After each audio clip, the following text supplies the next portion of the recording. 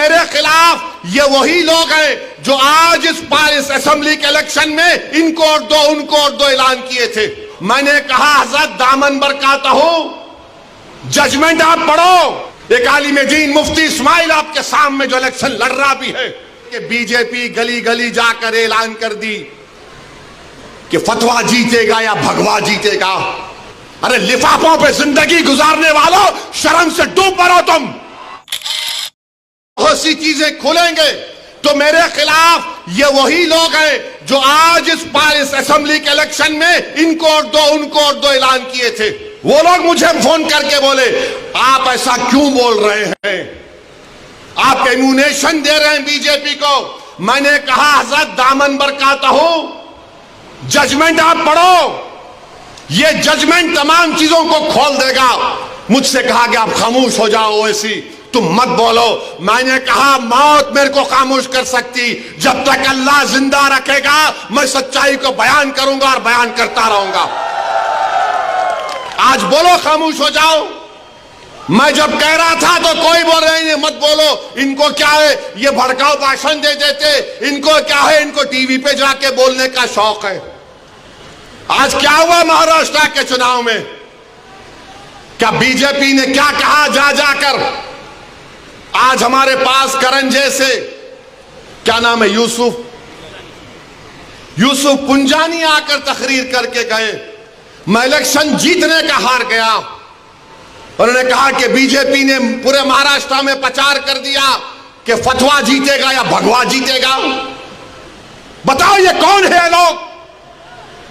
अरे आपको अगर इलेक्शन लड़ना है लड़ो, आगे बढ़ो।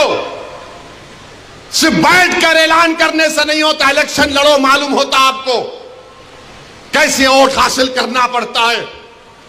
एक आलिम दीन मुफ्ती इस्माइल आपके सामने जो इलेक्शन लड़ रहा भी है, मिंबर रसूल पर आपको अच्छाई को बयान भी करता है और चुनाव भी लड़ता है। मगर यह क्या बात है कि इलेक्शन आएगा इनको और दो उनको और दो। अरे आप लड़ो, आप नहीं लड़ सकते तो अपने दामाद को लाओ, चलो लड़ो ना, क्यों नहीं रोकते। नहीं, हम इनको बोलेंगे उनको बोलेंगे।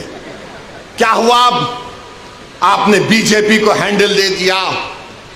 यूसुफ पुंजानी कह रहा है कि बीजेपी गली गली जाकर ऐलान कर दी कि फतवा जीतेगा या भगवा जीतेगा।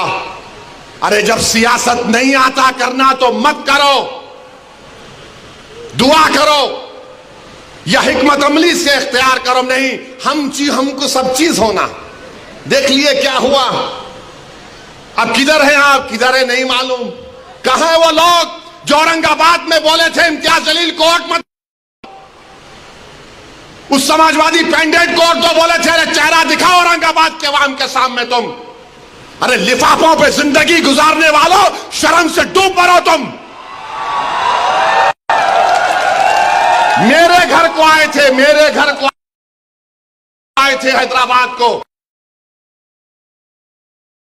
बगैर बोले मेरे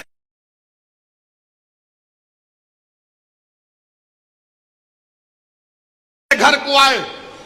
मैं वक्फ के बिल की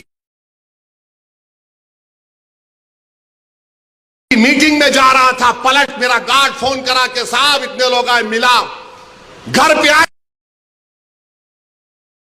तो मैं कहा कि मेरा घर इतना बड़ा नहीं है, आप लोग 20 लोग ले लीजिए, को बिठा, वो बात करे, बात करा, लेटर लिख के दिए को, टिकट दो, मला मैं गौर करूंगा। फिर जाने से पहले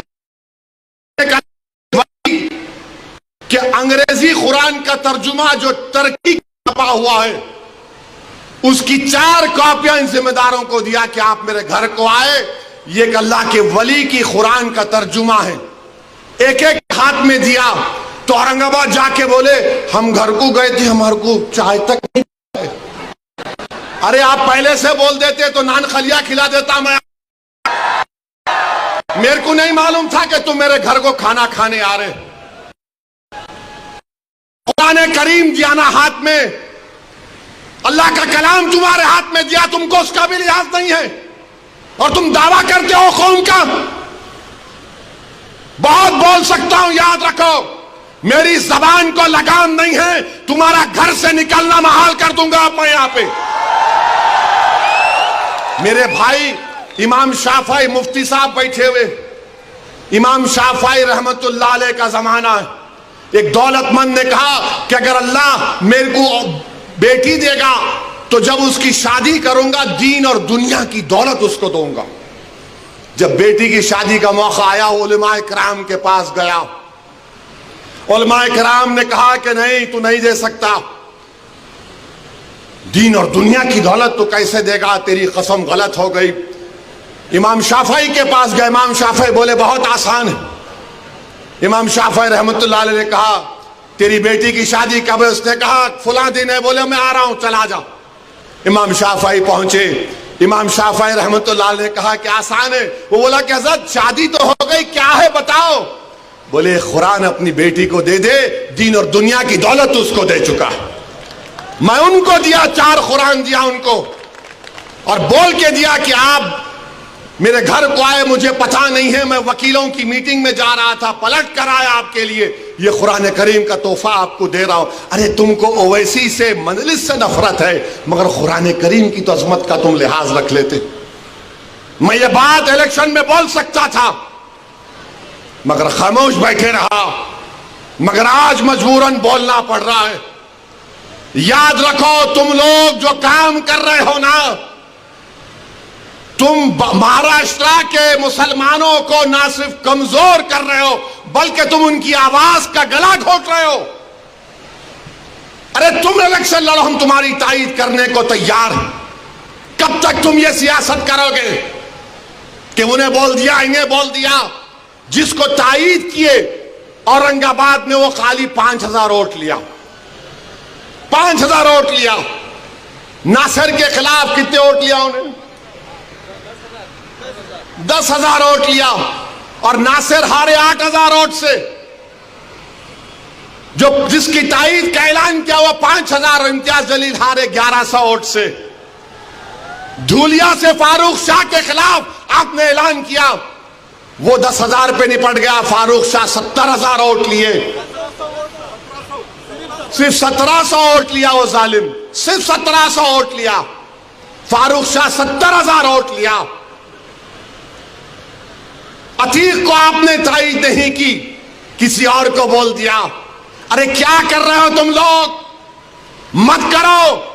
तुम्हारा एहतराम और तुम्हारी अजमत हम करते हैं, मगर आप जो काम कर रहे वो मुसलमानों के हक में नहीं कर रहे हैं। आपने हैंडल दे दिया बीजेपी को, बीजेपी ने पूरा प्रचार कर दिया और क्या नतीजा निकला जा आप देखो।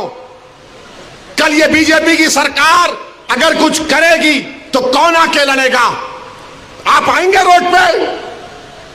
यही इम्तियाज जलील, यही फारूक शाह, यही मुफ्ती इस्माइल, यही नासिर सिद्दीकी, यही फारूक शाब्दी, यही वारिस पठान मैदान में उतर के मुकाबला करेंगे। मेरे भाई पहचानो इन लोगों को। मैं नहीं बोलना चाह रहा था मगर आज मैं जरूरी है सच्चाई को बयान करने के लिए कह रहा हूं। बहरहाल मेरे अजीज दोस्तों और बुजुर्गों, अपने मस्जिदों को आबाद रखो। जो लोग मस्जिदों को छीनना चाहते हैं उसका जवाब क्या है? अपनी मस्जिदों को भरे करो। तुम्हारी जुमे की नमाज फजर की नमाज में उतनी तादाद होनी चाहिए। तुम्हारी मगरिब की जमात में